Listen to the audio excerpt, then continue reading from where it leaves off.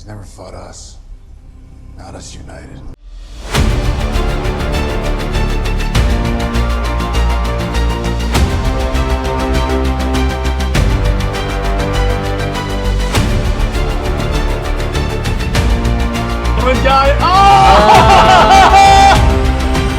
My favorite moment in the entire... Maybe I should complicate this before I start speaking here. Welcome to Under Two Capes, the premier podcast on Comics League, where we talk about comics, their storylines, characters, and the goings-on in the comic book industry. I'm your host, Jared, and today I figured I'm going to give you guys two topics today. Half the episode, we're going to be talking about the new Dawn of the DC solicits that came out. Well, not really solicits, but the announcement that came out that was like, here's what you can expect from the Dawn of DC. And then I'm going to talk about the new 52. In other words, the era that I got into comics. The reason why I picked this era is because I got into comics.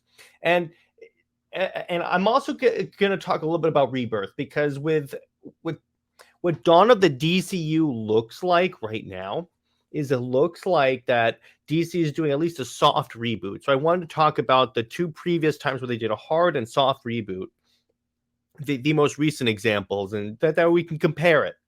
So first off, I just want to remind you guys, like, comment, subscribe on this video, because it really helps us out with the YouTube algorithm. So now we're going to start off. So I'm going to share my screen so we can look at what DC has for us. For those of you that are listening on the audio, you can go to Comics League on YouTube to see the visuals that I have on the screen.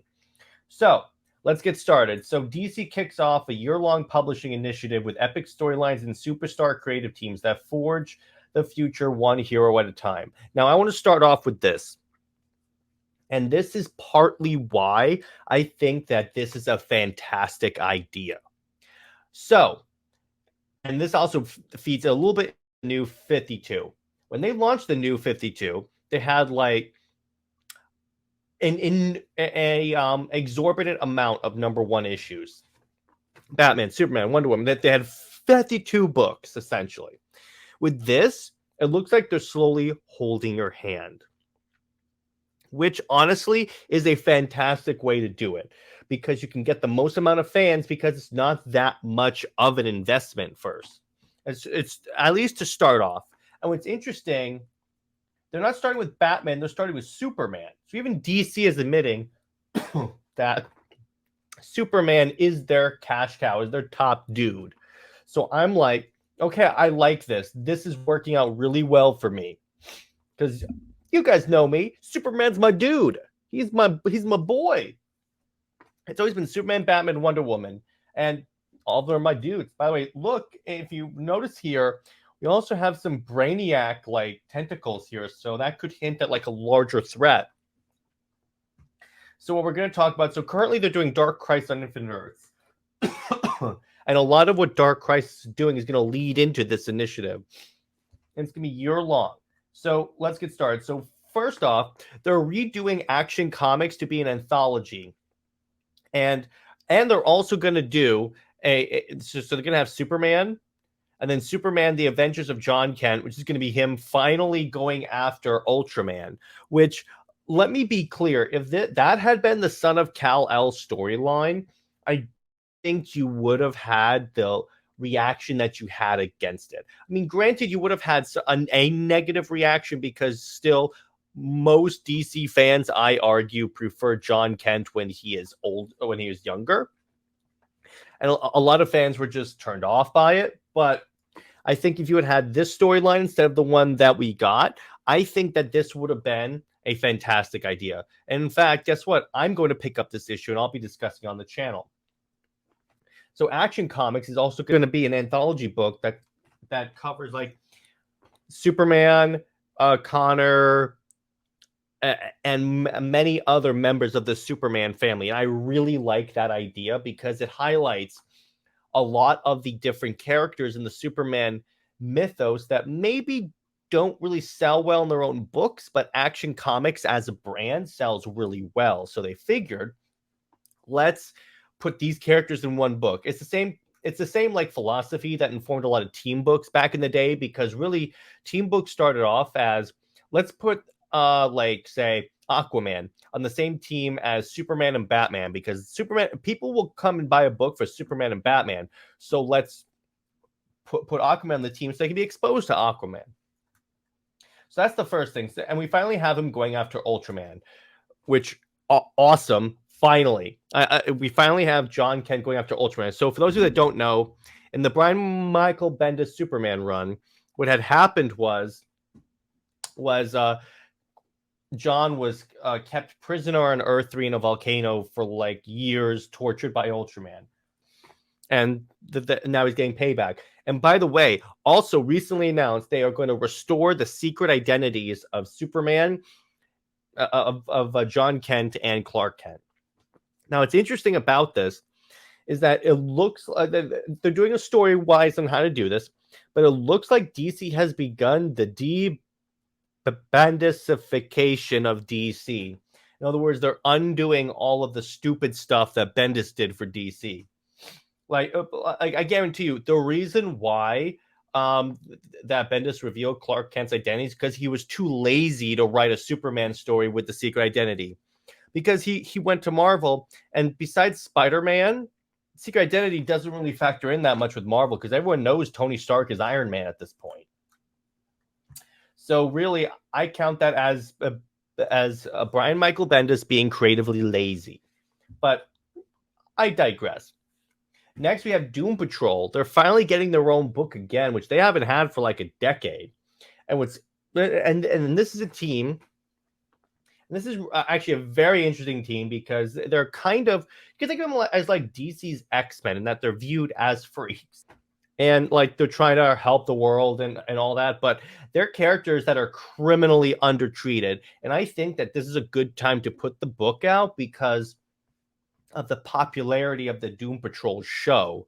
So DC was probably like, okay, let's test out the brand and see if a book would be popular nowadays. So I'm like, okay, that's great. So Superboy Man of Tomorrow. One of the things they're doing is and this is a round robin ritter apparently, they're taking Connor and making him the super character in space. So he's apparently going to go on a space adventure. So I'm like, okay, that's actually really cool. Again, they're actually, what I love about this, and by the way, John Kent, they're giving him back the Electric Blue Superman powers. What I like about what they're doing with the Superman family specifically, and Sal from Comic Pop specifically pointed this out that I thought was really interesting. They're making each of the Superman characters unique and not clones of Clark. Even the costumes. Hang on, I'll scroll up for a second, because if you look here, everyone has these cool jackets and stuff. So they look different. In other words, they look like unique characters.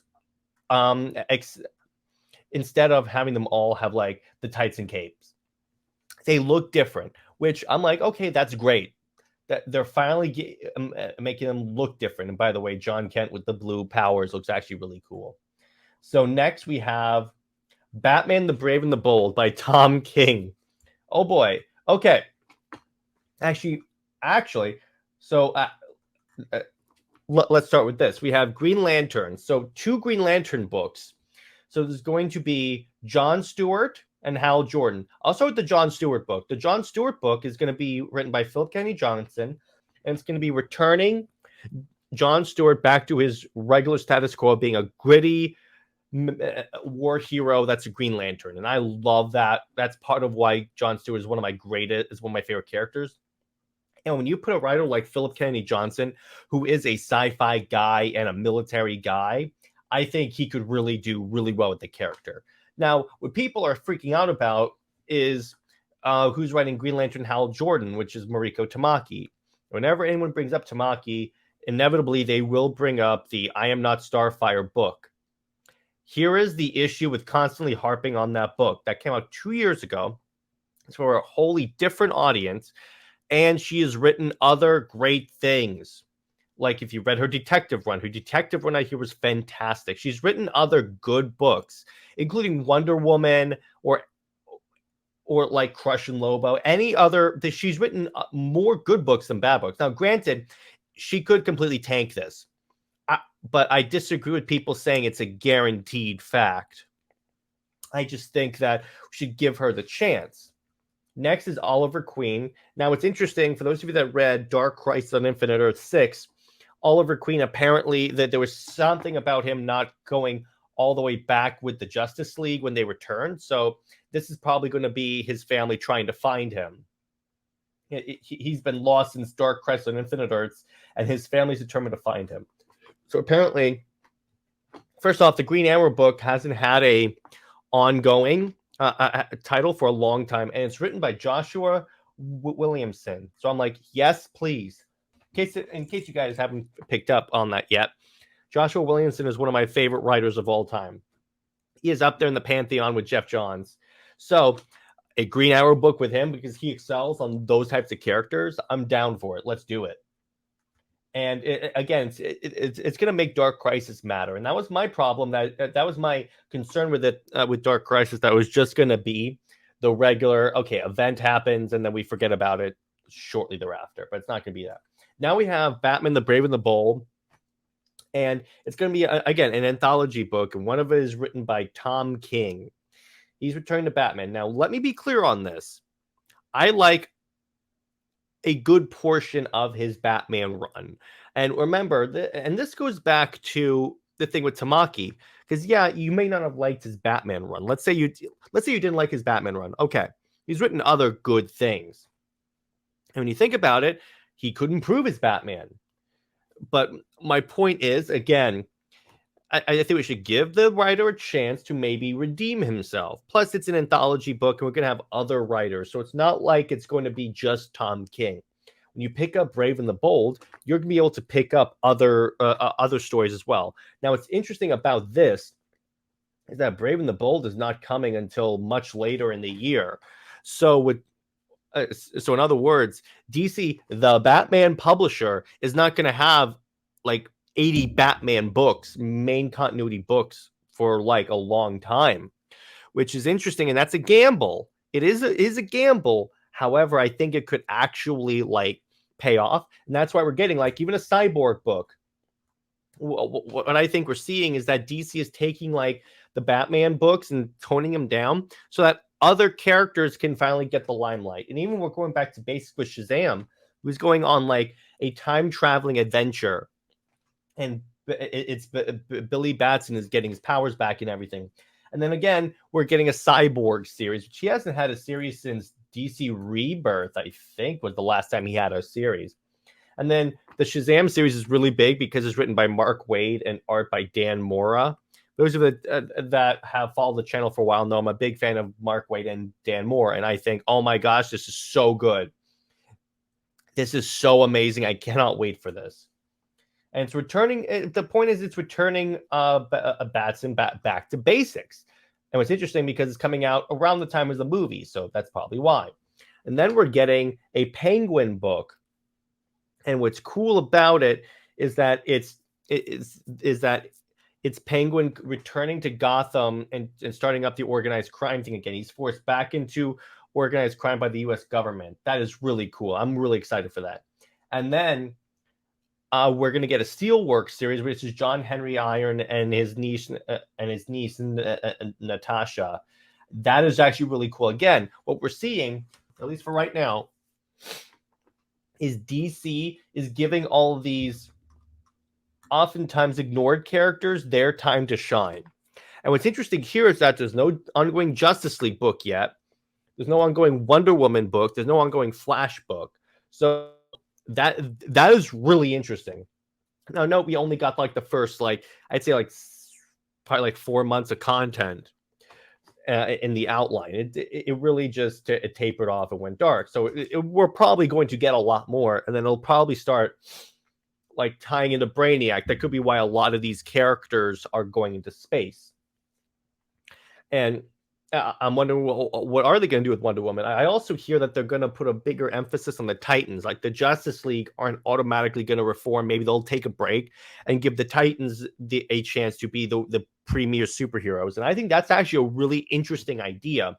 Granted, I'm a huge fan of the Justice League, but it would be pretty cool to see the Titans have to step up as Earth's premier superhero team, at least until the Justice League reforms.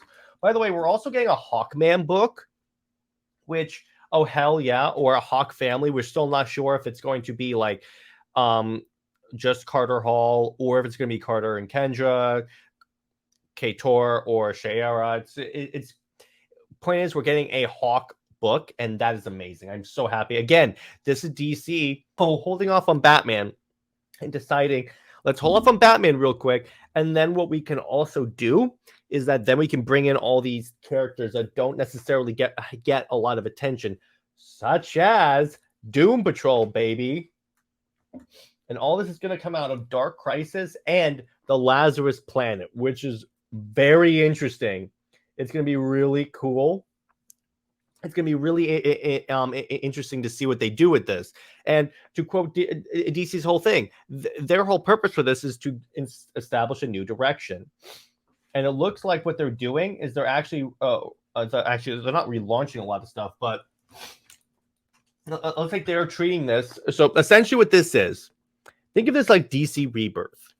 So when the New 52 ended, it was a mess, and they made a lot of changes that the fans weren't entirely like convinced on.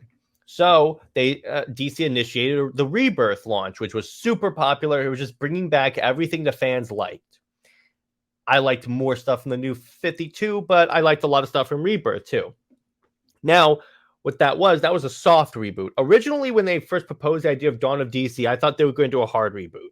Looks like they're doing a soft reboot, and what they're doing is they're probably restoring a lot of the factors that fans liked. Now, what's interesting, I think DC is going to use it's a year-long story event. What I think they're doing is they're using this year to fix a lot of the character-breaking issues that have happened in the past 2 years or so since Death Metal. Because let me put it this way. While I had a lot of cool stuff, Infinite Frontier was a mess. A real big mess. Infinite Frontier and Future State broke DC. So I think what they're doing, they're in the fixed DC era. Particularly, Zaslav probably told them, you have to go back to what sells. Because if my good friend Wes is to be believed, DC had to provide their sales numbers to Warner Bros. Discovery. And Discovery probably said, okay, this is stupid. Go back to what sells. In other words, that's why like Son of Kal-El got downgraded to a miniseries. And then you got like this, where it looks like they're going back to basics, which I'm super happy about. Now, on that note, I'm going to transition to the New 52. So I'm actually going to put my banner up. Okay, here we go. Here's all my social medias. So New 52. What was it? So in the 2010s, 2011s era, DC wanted, in fact, I'll put a banner up. DC wanted to bring in a lot of new readers. Now, here's the thing. Here is the thing with like a lot of comic book continuity, particularly one with a company that has been going for like 70 plus years. It's very hard to get into comics because, like, if you read Batman, you have to read like a significant amount of issues to know what's going on. Now, what DC wanted to do is they want to do a hard reboot. What this essentially was treat it like we've never published comics before. Like never, ever, ever. Treat it like we never published comics. So concurrently, DC had an event going on called Flashpoint, where the Flash went back in time and saved his mother from being killed, and then that saving resulted in like the reality being changed. And when reality was changed, like Thomas Wayne was Batman, Superman was captured by the U.S. government and such, Wonder Woman and Aquaman were at war with each other, and Cyborg was the premier Earth superhero. Now, when the Flash undid it, what DC originally had planned was the Flash was just going to undo it, was just going to undo Flashpoint, and it'll go back to usual, and then we can just move on. But at a publisher summit, they decided, okay, let's do this. Let's change, like to quote Jim Lee, what they wanted to do. They looked at Superman and decided, okay, so let's update this character because he got kind of stale. So they figured, okay, so let's get rid of the marriage to Lois per se. Let's give him Kryptonian battle armor instead of just a tight suit. Now, what's very cool is that then they decided, hey, wait a second, let's just apply this to the entire publishing line, and then what we can do is treat this as a jumping on point. So what they did is they told the readers, treat this like we've never published comics before, never, ever, ever, ever, ever, and you can jump on this. And guess what? You can also find younger versions of these heroes. They age down a lot of these superheroes. Like I'd say the Justice League were like mid to late 20s. Now it's cool. A few of the things they changed, like actually the one thing that they did that started the new 52 becoming convoluted was all these superheroes were established to only have been superheroes for like 5 years. Okay, that's fine. But Batman and Green Lantern have like significant amount of like storylines, and they were the top selling books at DC, so DC didn't want to like eliminate everything. The problem what they did is they said, okay, so let's take Green Lantern. Blackest Night happened. Even though like most of the important characters for Blackest Night don't exist in the universe as it stands right now, so that wouldn't work. Additionally, Batman's not only had his back broken, but has gone through like 5 Robins. Actually, 3 Robins, because Tim Drake was never a Robin. That's what they established in the new 52. So they did go a little crazy with some of these changes. But let's talk about some good changes. That actually was interesting. Superman with Wonder Woman. This is where that came from. Because, yeah, the Lois Lane relationship has gone on for like 70 plus years, but honestly, this is why I don't like it. It's gotten stale. There's only so many things you can do, and honestly, they keep trying to make. And to quote my friend, Night Sky Wonder, they keep trying to turn Lois into a sort of Wonder Woman, that making her like oh my gosh, she can kick ass just like Superman. No, she can't. She's a human being, which is why Superman with Wonder Woman works. Plus, in the comics, they've openly flirted with the idea of putting Superman and Wonder Woman together. They had a storyline called Immortal Beloved, where they go where they go to Asgard and fight a war for thousands of years, and then they make out like they might come together. And they've done it where like Superman and Wonder Woman have dreamt about being together, but they never did it short of out of continuity storylines like Kingdom Come. In continuity, they've never done it. In the new 52, established that them both being like these god tier level characters and not being able to be fully themselves around Steve Trevor and Lois Lane. By the way, Steve Trevor was never Lois Lane's love interest. I mean, Wonder Woman's love interest in the comics previous to this. He was always like a father figure, so a little icky. But my point is they established that, okay, so Superman and Wonder Woman felt isolated. Naturally, they would probably find companionship in each other. And to quote Jim Lee, they're like, okay, so we eliminate the Lois Lane marriage. Okay, so short of Lois Lane, who's the logical choice for Superman to be in a relationship with? Oh, it's Wonder Woman. So there you go. They did that. And they had a really good series by Charles Sewell and Tony S. Daniel. I've covered it on the channel. And I'll put it at the end of I'll put the playlist at the end of this video, where established a lot of the relationships. Now, here's what they did. They didn't make it so Wonder Woman was like the helpless Superman girlfriend, like they made Lois Lane. In the series, Wonder Woman still had her adventure. In the new 52, Wonder Woman still had her adventures. Occasionally, Superman would show up, and then they would have their crossover title and stuff. It wouldn't be like she's now defined by being with Superman. She's just a superhero. Then occasionally they would cross over in that title. Just so great. Until Tomasi tanked it. Thanks a lot, Tomasi. People treat him and Jurgens like they're these gods of Superman, but they're really not. They're very overrated. In fact, I'm trying to get Night Sky Wonder on the channel to discuss it. And trust me, she has some really good like insight into DC sales and such. And I think she should be a good, like, what's the word? Asset. So they had that. Then let's not forget, the great Scott Snyder's first arc in Batman is the Court of Owls, which is regarded as one of the best Batman stories ever. Because think about it this way, there was a secret society operating and controlling Gotham for centuries. And here's the really important part, Batman didn't know about it. That's the key thing. Batman, who knows everything, doesn't know his own city. It's totally cool.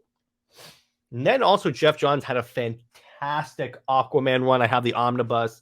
And the Jeff Johns Green Lantern run continued.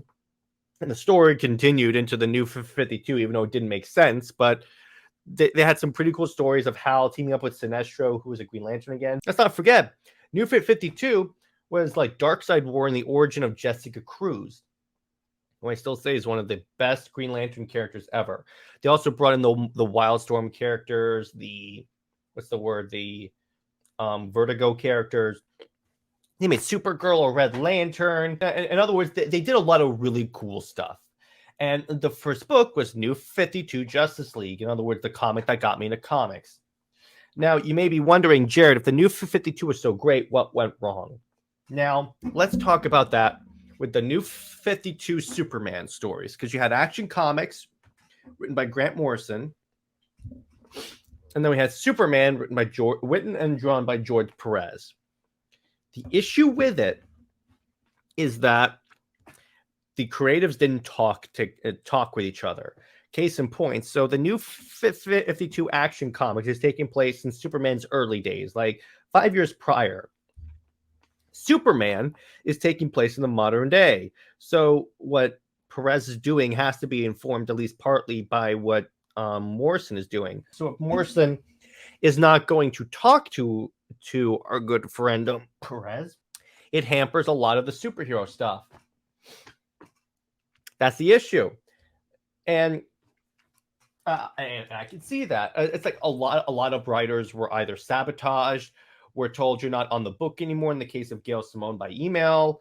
And again, the writers didn't talk to each other. And on top of the fact, guess what they did? They tried to cram in all of this lore into like Batman and Green Lantern. They changed a lot of stuff that also pissed off a lot of fans, like Tim Drake never being Robin. And we're like, okay, that's just making a change for making a change's sake, and it really was dumb as hell. And it's really nuts, and I really don't know how they got away with this. And then again, they used Rebirth. Rebirth was basically the apology tour saying, we're sorry, we screwed up, we'll do better. And by the way, this is one more thing I want to talk about in terms of the good of the New 52. This informed the Snyderverse. People were always pissed off about, oh my gosh, Superman is not the way he was in my comics. He was the new, let me put it this way, Man of Steel, BVS, and Zack Snyder's Justice League are basically the movie versions of New 52 Superman and Batman, and Justice League. That's it. That's what it is. This is the New 52 version. You may not like the New 52 version, but guess what? That's what it was. There you go. It's a younger Superman who made mistakes and was learning how to use his powers, learning about his Kryptonian heritage. There you go. So that's just all you want to do there. They also established that like Superboy was not Connor, he was Con-El, and he was like sort of a clone of Superman. It was really confusing. But they did a lot of other really cool storylines like Darkseid War, Superman Doomed, where they bring in Doomsday and you think they're going to kill Superman, but they infect Superman with a virus that sort of turns him into like a Hulk-like being, where he turns into Doomsday. That is so cool. They did Deathstroke, where they gave him like a new continuity. They gave him the God Killer sword. Heck, Francis Manapul writing and drawing The Flash was fantastic. And let's not forget, Ryan Azzarello's and David Finch's 2 Wonder Woman runs. I have a little bit of both. A few of my books may or may not be signed. Because, oh my gosh, that's where you get Wonder Woman. That they emphasize the Greek god portion of Wonder Woman's origin. And then this is also where you got Harley Quinn on the Suicide Squad. She was never on the squad before. And Poison Ivy was more of a good character. My point is that people look at the New 52 like it was a wreck. It wasn't total. Let me put it this way. It wasn't the individual book. It had a lot of great books. The problem was that no one was communicating. Because had they been communicating, and been able to had the creative staff been communicating. In other words, if they had like emphasized that the creatives have to communicate together and coordinate, particularly in the case of like Perez and Morrison and whoever's writing Detective Comics and Scott Snyder writing Batman, I don't think you would have gotten such like backlash to the New 52. Granted, there were a few things that would have gotten backlash because of all the titanic changes that were brought about as a result of the New 52. But I think this had the potential because it was revitalizing a lot of it. Because let me put it this way: DC sales were like mid-tier level. New 52 starts, and it went up. It sold exquisitely well. Then all the issues came up, and then it got right back to previous levels. So, and no one can convince me that this wasn't a good idea, the New 52, because it got me into comics because I didn't have to read anything. Literally nothing. Treat it like we had never published DC. Now, they don't necessarily show like Batman's origin again, but they explain basically in the first issue, here's who Batman is, here's what this is, here's what this is. And the first book, guess what, was Justice League, where they treated it like, guess what? Okay, in this book, we're going to introduce, here's basically in a nutshell who these characters are. And there you go. It was amazing. Then you had this ongoing threat of Darkseid, and it was dope as hell. I have the entire Jeff Johns run. I'm going to try and get the Omnibuy. So my point is the New 52 was not horrible at all. Now I want to get to Rebirth. So let me get the banner set up. So what was Rebirth? So at the end of the New 52, DC decided, let's go on an apology tour. So they introduced Rebirth, which was this idea. They tried to explain why a lot of the changes in the New 52 happened. They happened because Dr. Manhattan changed the timeline. In other words, when the Flash went back in time, when the Flash was undoing Flashpoint, it was going back to normal. But Dr. Manhattan reached in, changed a few things, and that's where you got like a lot of the changes in the New 52. So that's how they kind of explained it. And they explained that like 5 years, I believe that 10 years have been removed from all these characters. Now on the Superman side, at the end of the New 52, what they did was they established that the pre-Flashpoint Superman was an actual dude, and he had come to Prime Earth along with Lois and his son John. This should be familiar.